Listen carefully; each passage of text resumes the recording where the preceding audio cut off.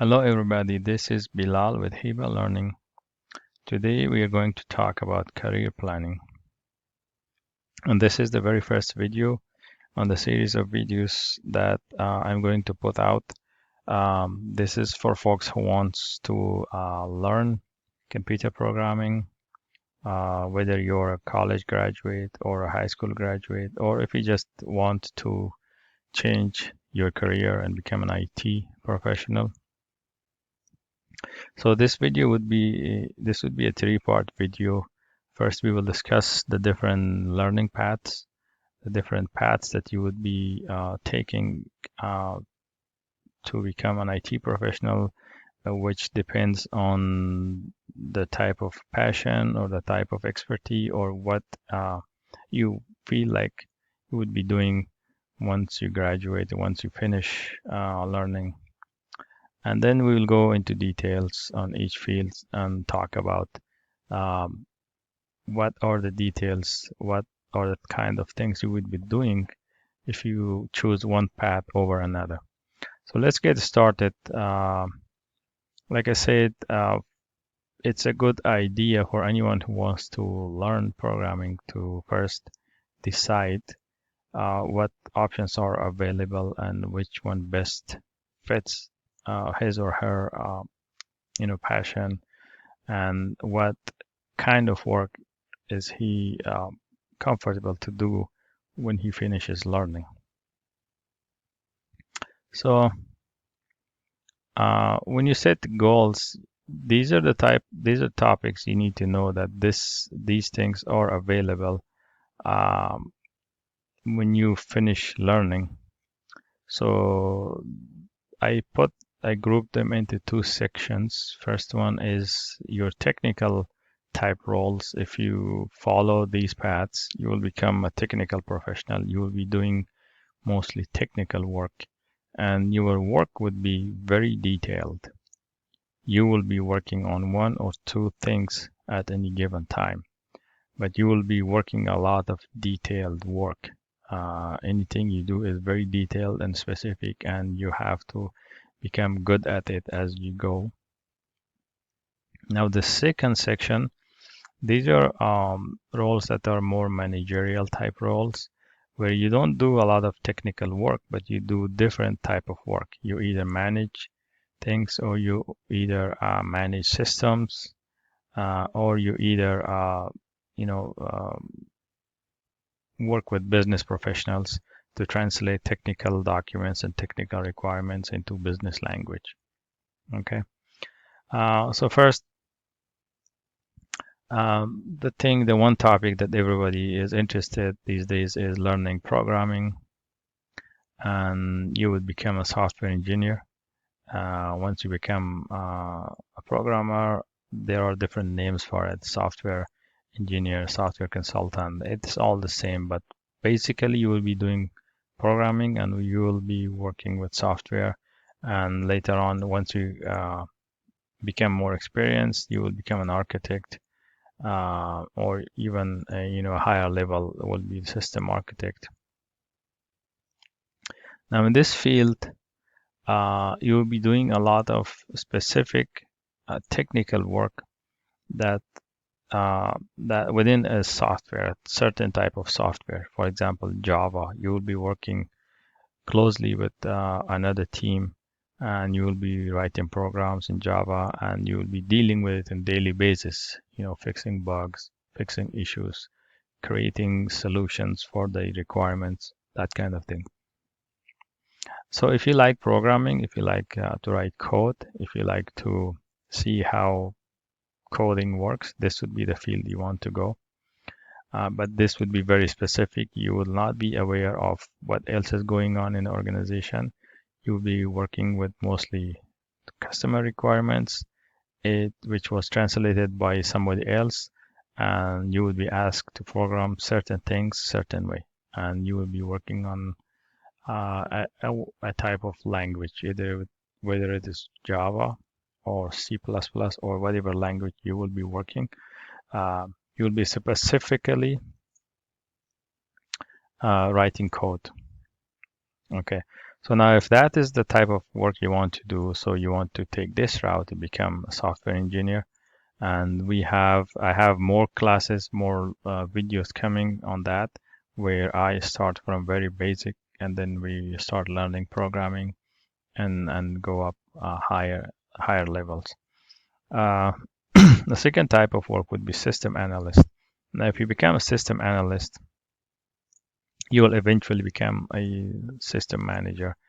Now, in this first one, I forgot to mention, you will eventually become an architect. You could stay as a software if you like that kind of work for as long as you want. But if you want, a higher pay, a better opportunity, you may want to move. You'll move into managing a team, become an architect, or become a system architect. But for the second role, this is a role where you will not be writing code, you will not be managing customer requirements in very detail, but you would be managing systems and you'll be learning how to manage systems, how to troubleshoot systems, how to the systems that control the operations of organization. So this is a different type of job. So in this kind of job, you don't need to be a programmer. Okay. In this kind of job, you will be doing things like installation of software, installation of operating systems, um, you know, managing groups, managing security, managing network, that kind of thing. So this kind of role, if you are into this kind of work, if you like to install things, if you like to install new things like projectors and printers, and if you like to, if you don't want to be technically involved in small nitty-gritty aspects of technology, but if you just want to get the technology, install it, and also, manage systems like identity systems, different groups of people who are doing different responsibilities, assigning responsibility for people. So this would be that kind of job that you want to go for. So as a system analyst, you will not be writing software, but you will be actually a little higher. So you will be using a software, but you will become an expert on using software. So installing detailed installation, understanding how installations work, different versions, that kind of thing. So the third type of job would be working with databases. If you like data, if you like tables, if you like, working with information, this would be that kind of work, that kind of role that you want to go for. So you will end up becoming a database admin, or you could be managing different teams of database administrators. So in this kind of work, you will not be learning software. You would rather be learning everything about database. And I have a class coming for databases, so I'll put the link in description once the class becomes available. If you don't see a link, that means the class is not finished yet. But basically, database is the core of any IT operation. All the information that we write in any system, it goes to some kind of database. It's like 90% of time. Okay, so there are other places where information goes. You have files in the file system, you have information, but most of the time it's in some kind of database. So there is a lot of demand for this kind of work. And if you like to work with information, if you like to work with data, so this is the kind of role you want to go for. And then the last type would be network administration, where you will not be doing any of this other stuff. You might be doing some kind of you'll be involved somewhat in system analysis, but network administration is a job where you manage networks. So there are network routers, network switches, the wiring, and all that. Your internet, your intranet, your extranet, all of that good stuff. That makes a company. So a company might have many different types of networks. You have secure networks. You have unsecured networks. You have they call it something called militarization zone, where only your company employees can get into that kind of zone, and then you have contractors that are outside that zone. So those are all controlled by network administrators. And it goes together with system analysts. Sometimes you might be doing both of these jobs at the same time. And also there is another layer with this, that is the security. Now, if you work on security, you'll be working with networks and you will be working with systems. So these two things sometimes overlap each other. Sometimes they will be different, distinct roles.